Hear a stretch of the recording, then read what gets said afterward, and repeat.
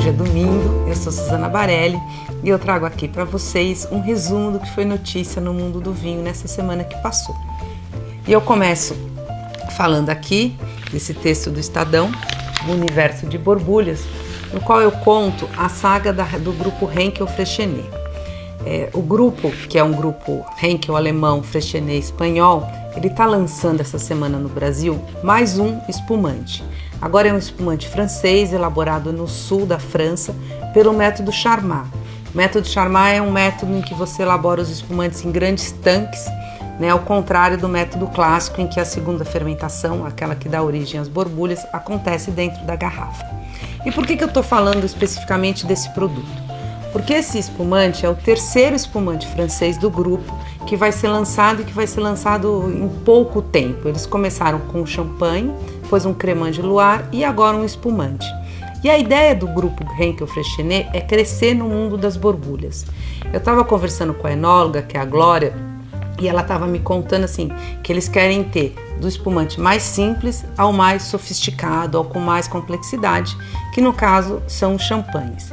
E a ideia é manter o consumidor dentro dos produtos do grupo. E eles estão investindo fortemente nisso, apesar de não revelar números. E aí sempre fica a pergunta, e quando vai ter um espumante brasileiro da Freixenet? A Freixenet no passado já teve um espumante no Brasil, que ela fez em parceria com a Miolo, antes de ter tido a fusão Henkel-Freixenet, mas a operação foi descontinuada. Mas assim, com tanto espumante ao redor do mundo, há de se perguntar sobre o Brasil. E o outro ponto que eu queria chamar a atenção desses espumantes é que eles chegam ao mercado com uma garrafa super bonita, daquelas que depois que você termina de provar, você não quer se desfazer da garrafa, você quer utilizar como vaso para guardar água na geladeira, alguma coisa. Essa garrafa, vale destacar, ela é bonita, mas ela é diferente do Prosecco que a Freixenet tem, com uma garrafa que ela é toda cravejada, ela é linda também. E aí quando eu converso com a Glória, eu pergunto, ela fala assim, não, a gente aposta também na apresentação do produto, em trazer algo diferenciado, que o consumidor identifique com a marca deles e que faça com que ele vá para o produto dessa marca. Vamos ver o que a concorrência vai fazer a respeito. Esse espumante da Henkel Freixenet, ele é um dos diversos lançamentos de vinho que vai acontecer na ProWine. ProWine é uma feira de negócios do vinho, uma das maiores da América Latina, que acontece essa semana entre o dia 1º e 3 de outubro, aqui no Expo Center Norte. A ProWine, ela é o braço brasileiro da ProWine, que é uma importante feira de negócios que acontece em Düsseldorf, na Alemanha, e que disputa com a Wine Paris Vinexpo a liderança entre as melhores e as mais importantes feiras do mundo de negócios no mundo do vinho. A versão brasileira, ela cresceu muito do ano passado para esse ano, teve um aumento de área de mais de 30%, vai ter um aumento grande de lançamentos e pelo que eu percebi, tem muitos enólogos que estão vindo para o evento, ou seja, vai ter o vídeo da semana que vem, vai ter muita informação. E entre as novidades da ProWine, a gente vai ter um seminário de vinho e saúde, que eu achei bem interessante, eu espero conseguir acompanhar. Esse ano, a feira traz um espaço exclusivo para destilados, mostrando uma ampliação do negócio da bebida no Brasil, não focado apenas no vinho, mas também em outras bebidas alcoólicas. Eu quero destacar duas degustações dessa semana.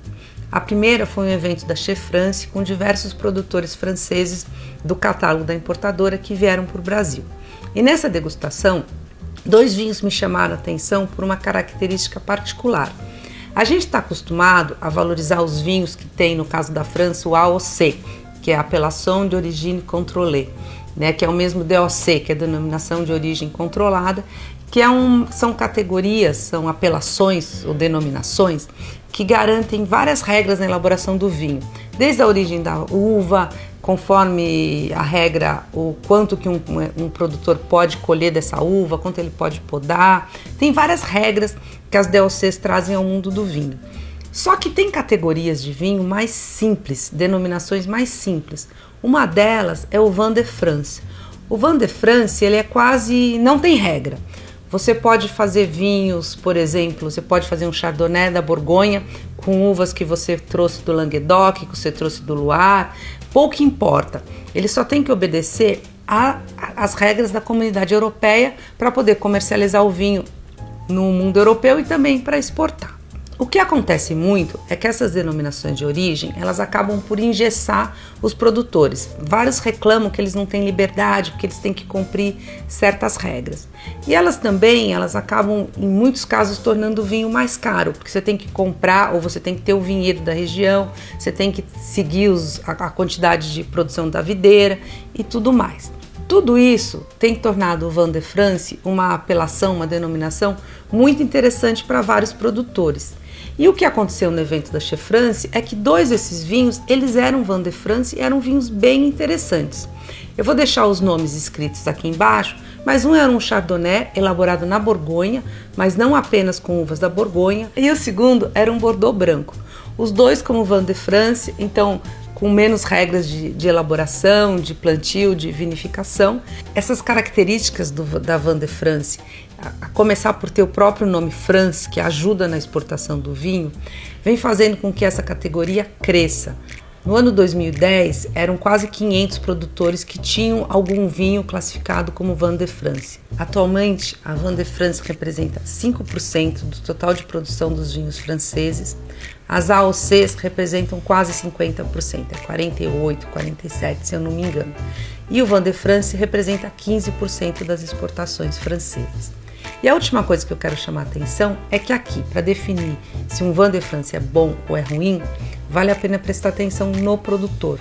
Sei que não é fácil para todo mundo, mas um produtor, por exemplo, faz um bom Borgonha, quando ele decide fazer um Vin de France, ele vai fazer também um bom Vin de France, porque ele tem o jeito de saber elaborar. Isso faz toda a diferença.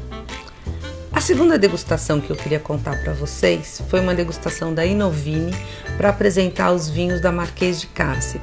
A Marquês de Cárcere é uma vinícola que surgiu em Rioja nos anos 70 do século passado e que foi uma das primeiras a fazer um Rioja mais moderno, vamos dizer assim. Ela abandonou as longas vinificações, as barricas de carvalho americano, para fazer vinhos elaborados em tanques de aço inox e fermentados ou amadurecidos em barricas francesas. Isso deixou o vinho da Rioja mais moderno e um estilo que agrada mais os consumidores.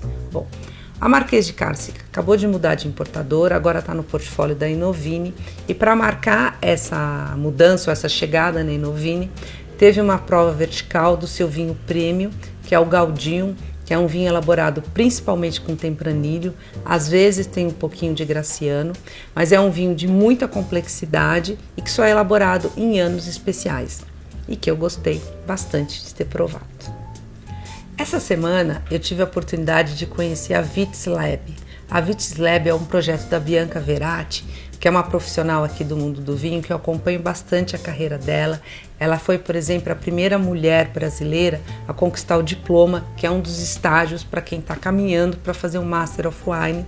Eu lembro muito da alegria dela quando ela conseguiu o diploma e tudo o que isso significa em conhecimento no mundo do vinho. O Vitis Lab nasceu com a ideia de ser uma escola de vinho.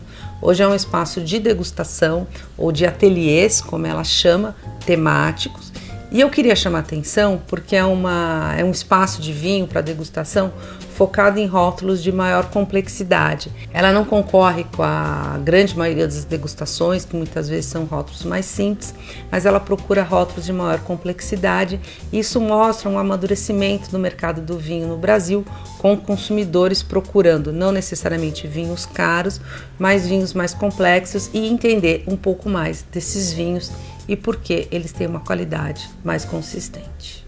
Eu quero registrar também as peripécias do enólogo Luiz Henrique Zanini por Portugal. O Zanini elabora os vinhos da Era dos Ventos e são uns vinhos de uma produção pequena, com pouca intervenção, que eu admiro bastante. E ele lançou recentemente um livro que também mescla poesias com as histórias dele no mundo do vinho. E agora o Zanini está em Portugal e ele fez uma degustação num lugar super charmoso, que são as caves da Nieport. Nieport é um dos bons nomes do Douro, né? O Dirk Nieport, que faz grandes brancos tintos e também fortificados. E o que eu quero chamar a atenção nessa nota é essa questão de produtores brasileiros. O Zanini não é o único, mas é um dos principais, que se preocupam também com a imagem dele no exterior. O Zanini uma vez participou com bastante propriedade, com bastante sucesso numa degustação em Nova York, na época convidado pelo Patrício Tapia do Guia Descorchados, e agora está em Portugal promovendo o seu vinho. Eu acho que um dos caminhos para ampliar o mercado de vinho brasileiro é exatamente esse, é os produtores irem atrás de outros mercados, até para mostrar para nós brasileiros que eles conseguem sucesso em outros países.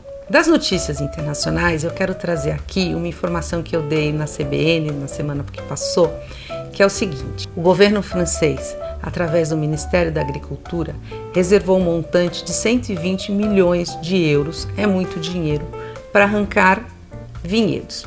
É isso mesmo, a França vive uma questão séria, que é o excesso de oferta de vinho. A oferta é maior do que a procura.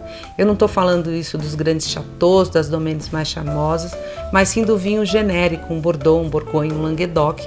Está sobrando esse vinho na França. E aí o que o governo está fazendo? O governo tomou essa decisão, né, de erradicar vinhas. Hoje a França tem ao redor de 800 mil hectares de vinhedos. A ideia com essa verba é tirar 30 mil hectares de vinhedos de várias regiões francesas. O produtor, para cada hectare de vinhedo arrancado, ele vai receber o equivalente a 4 mil euros, que significa um pouco mais do que 24 mil reais. E os produtores que aderirem a esse plano, eles estão proibidos de replantar vinhas até 2029. Esse é um caminho que o governo francês está lidando. Isso começou em Bordeaux, como eu mostrei aqui em vídeos no ano passado, né? Os produtores de Bordeaux se mobilizaram, fizeram diversas ações passeatas para conseguir verba para reduzir a sua área de plantio. E agora se espalhou para a França toda. Então é isso. Espero que vocês tenham gostado desse resumo. Desejo que vocês tenham um ótimo fim de domingo e aproveitem para comentar, palpitar, curtir, compartilhar o vídeo com as notícias da semana. Obrigada pela audiência.